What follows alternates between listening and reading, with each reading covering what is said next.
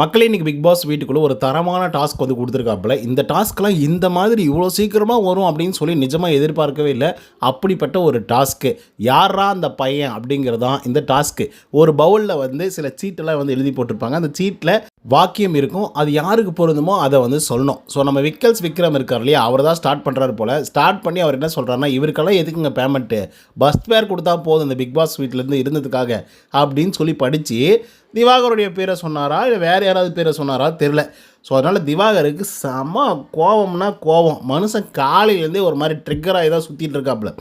எவன்லாம் வந்து பார்த்திங்கன்னா கெட்டிக்கிறானோ அவனெல்லாம் போட்டு அடிக்கிறாரு. ஒரு பக்கம் வினோத், ஒரு பக்கம் கம்ருதீன், ஒரு பக்கம் பார்வதி, இந்த பக்கம் சபரிநாதன், எப்ஜி அப்படின்னு சொல்லி யார் வந்தாலும் சரி, இந்த சூர்யா படத்தில் சொல்லுவாங்களே, எவன் குறுக்க வந்தாலும் சரி கிடைக்கிறவங்களாம் சின்ன பின்னம் தான் அப்படின்னு சொல்லுவாங்களே, அந்த மாதிரி சின்ன பின்னமாக அடித்து ஓட விட்டுட்டுருக்காரு. குறிப்பாக சூப்பர் டீலக்ஸ் ஹவுஸ்லேருந்து ஒரு குரூப்பிசம் வந்து நடக்குது அப்படின்னு சொல்லி காலையிலேருந்து வந்து பார்த்திங்கன்னா சொல்லிட்டு இருக்காங்க.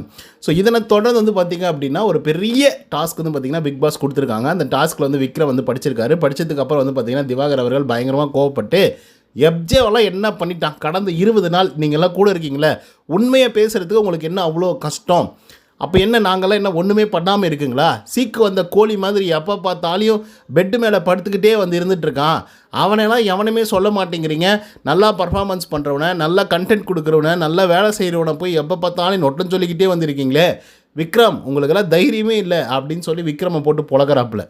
அதனை தொடர்ந்து வந்து பார்த்திங்கன்னா எப்ஜே வந்து பார்த்திங்கன்னா, அப்போ எனக்கு திறமை இல்லைன்னு சொல்கிறியா, அப்போ நான் எதுவுமே காட்டல அப்படின்னு சொல்கிறியா, இப்போ நான் ஒன்று பண்ணுறேன் அந்த மாதிரி நீ பண்ணுவியா அப்படின்னு சொல்லி அந்த ஆள் ஒரு மாதிரி டான்ஸ் எல்லாம் வந்து ஆடுறாப்புல, தலைக்கீழ நிற்கிறாரு, என்னென்னவோ பண்ணுறாரு.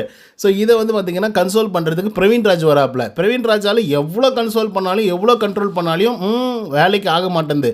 ஏன்னா காலையிலேருந்தே அந்த மனசு வந்து பார்த்திங்க அப்படின்னா ஏகப்பட்ட விஷயங்களுக்கு வந்து தலையிட்டு அது கன்சோல் பண்ண முடியாமல் ரொம்ப கஷ்டப்பட்டுட்டு இருக்காரு. But anyhow Divakar is a bad guy, அதில் எந்த விதமான மாற்று கருத்துமே இல்லை.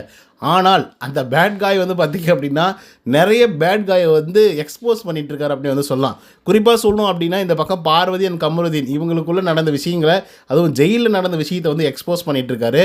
இன்னொரு பக்கம் சூப்பர் டீலக்ஸ் ஹவுஸில் இருக்கக்கூடிய குரூப்பிசத்தை பற்றி எக்ஸ்போஸ் பண்ணிகிட்ருக்காரு.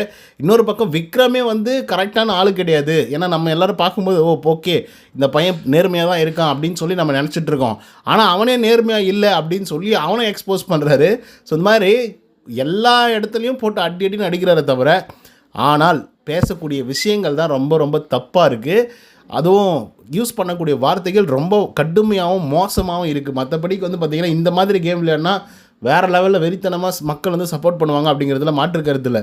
பட் யூஸ் பண்ணக்கூடிய வார்த்தைகளை கொஞ்சம் பார்த்து யூஸ் பண்ணோம், அவ்வளோதான். ஓகே காய்ஸ், இதுதான் நடந்த விஷயங்கள். ஸோ இதை பற்றி உங்களோட கருத்துக்கள் என்ன அப்படிங்கிறத கமெண்ட்ஸில் வந்து பதிவு பண்ணுங்கள். இந்த வீடியோ உங்களுக்கு வந்து பிடிச்சிருந்தா லைக் அண்ட் சப்ஸ்கிரைப் பண்ண மறந்துடாதீங்க. இன்னொரு தகவலோட சந்தினா. until then bye from Uday. நன்றி, வணக்கம்.